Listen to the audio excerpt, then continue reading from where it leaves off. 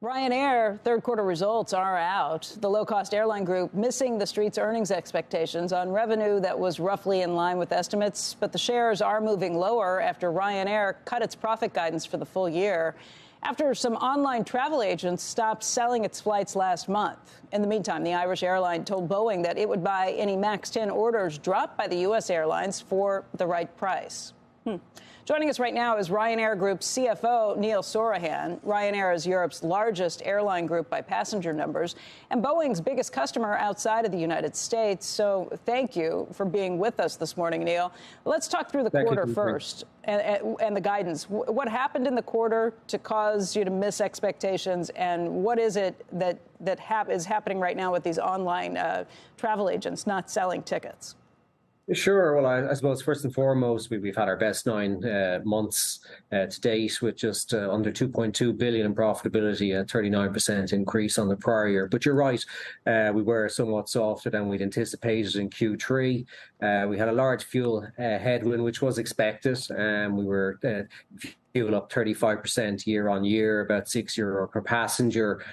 We'd previously anticipated that fares would be up mid-teens. Instead, fares come in at about 13% up year on year. One of the reasons for this is that in early December, we had an unexpected development, but not unwelcome, where a number of online travel agents took Ryanair flights off sale. This meant that we had to do a bit more stimulation into the Christmas and New Year period.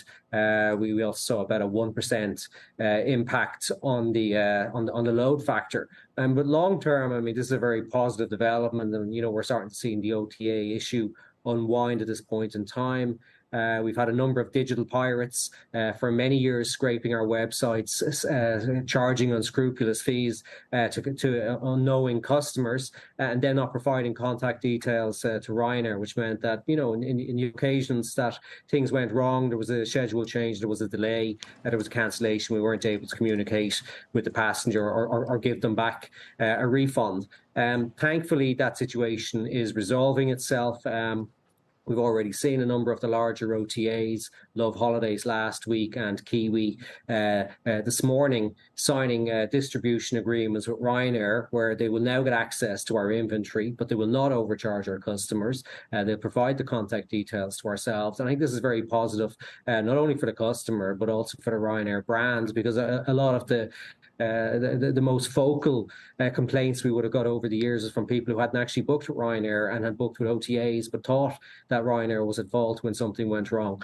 So, positive short-term pain in the quarter, but I think long-term good for the business.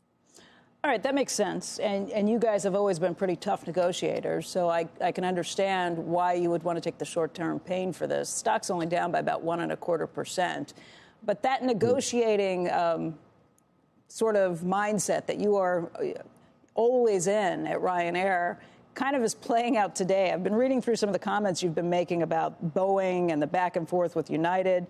You guys said the United comments on the MAX 10 were stupid, in your words. You can't wait to get the MAX 10, that you would jump to the front of the line to take any MAX 10 slots that were given up by United at the right price.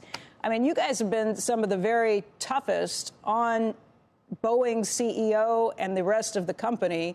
For 18 months, you were very unhappy until you got moved up and they promised that they were going to make some deliveries to you guys. You guys were basically calling for Calhoun to get kicked out, that he was no longer ready for it. Now you say that this is stupid, that United's given them grief? Well, I think in fairness, Becky, we're always critical where criticism is needed, but we also give credit where credit is due. And I think that Boeing have improved significantly on the delivery front. We were concerned that... A door plug just blew off at Alaska Airlines. I think United has reason to bring up safety concerns at this point. No, I agree. I mean, that's a concern for Boeing, but we have ourselves, and, we've got people on the ground in Seattle. I was down there a couple of weeks ago myself, meeting the senior leadership team, and we're comfortable that what they're doing is right. They're investing very heavily in quality control. We did extra checks on the 12 aircraft that we took pre-Christmas. We've seen a reduction in the number of the small kind of niggly issues that Right. That happens sometimes on deliveries, and we've seen an improvement in the delivery of aircraft, and a lot of that's down to supply chain issues being resolved. They had issues with various parts not arriving on time after COVID.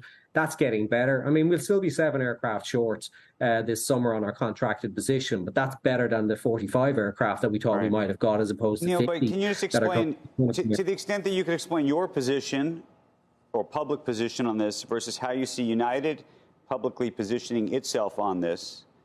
Is one, I mean, look, it may very well be the United wants to get out of some of its contract. I don't know, or is trying to get a different deal or at a lower price. Maybe you're not, or maybe you feel like you've already done that in terms of how things have gone, and then how you're positioning yourself versus other airlines that have otherwise been relatively quiet about it. I'm just sort of curious if you could go 30,000 feet, pretend you're not you, and try to assess what's happening here in terms of the motivations and incentives of all the different players out there. Yeah, well, I suppose I can only really talk about Ryanair, Ross, and I did feel that the United comments and some of the other US airline comments last week were unhelpful and unnecessary. I think that Dave Calhoun and Brian West are doing a very good job in turning things around in Boeing. I think quality, while it needs to go further, has improved. We've always been willing and able to take aircraft if the price is right.